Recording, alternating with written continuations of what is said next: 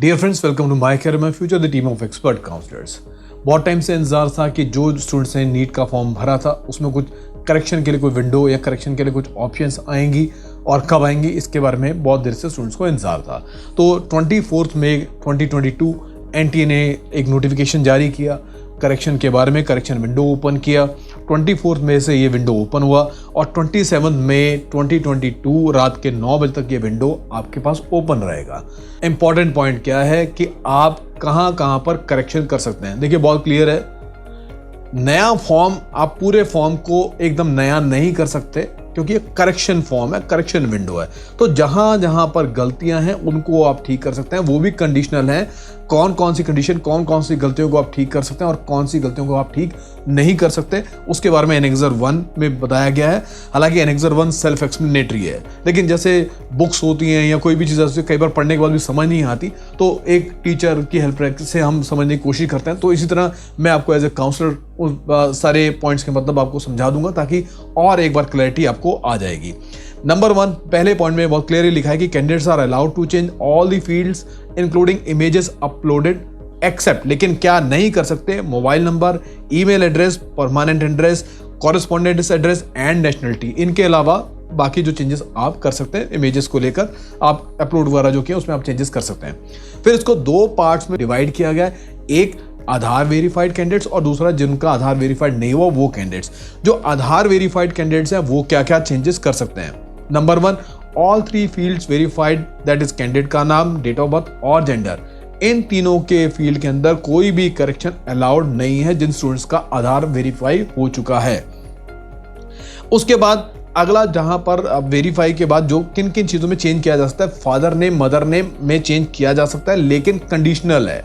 क्या कंडीशन है, बहुत क्लियरली लिखा है कि a candidate can change either father name और मदर नेम, दोनों में से कोई एक ही नाम चेंज कर सकता है। और अगर आपने इन दोनों में से किसी भी एक नाम में चेंज किया तो आगे एक और कंडीशन है, in case a candidate is changing any of these 2 fields then the candidate is not allowed to change photograph and signature. तो फोटोग्राफ और सिग्नेचर चेंज करने के लिए आपको परमिशन नहीं मिलेगी, नहीं तो उसका मतलब एक तरह से पूरा का पूरा फॉर्म चेंज हो जाएगा, इसलिए ये कंडीशन लगाई गई है। ठीक है, और अब वाइस वर्सा बात करते हैं कि अगर कैंडिडेट ने फोटोग्राफ और सिग्नेचर में चेंज किया तो वो फादर नेम और मदर नेम में चेंज नहीं कर पाएगा। अगली बात कर रहे हैं कैटेगरी का।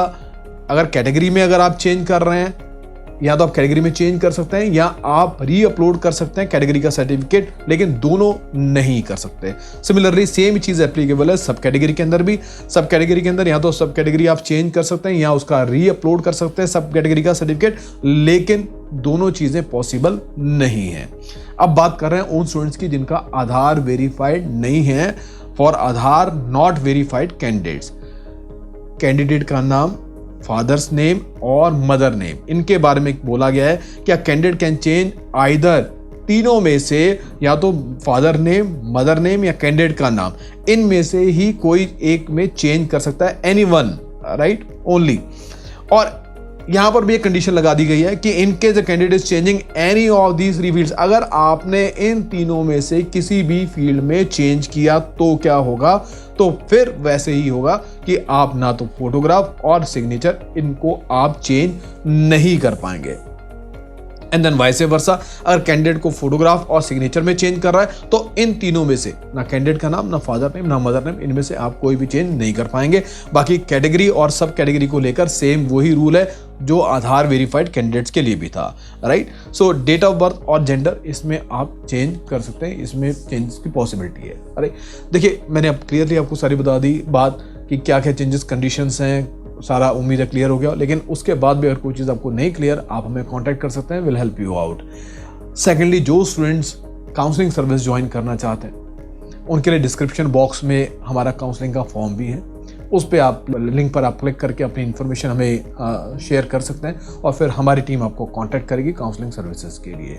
ज़्यादा से ज़्यादा वीडियोस को शेयर कीजिए, चैनल को सब्सक्राइब कीजिए ताकि इंपॉर्टेंट इन्फॉर्मेशन, जो आने वाली इंपॉर्टेंट इन्फॉर्मेशन है वो आपकी मिस ना हो, टाइमली, इंस्टेंटली आप तक पहुंचती रहे। So thank you very much for watching this video, stay connected.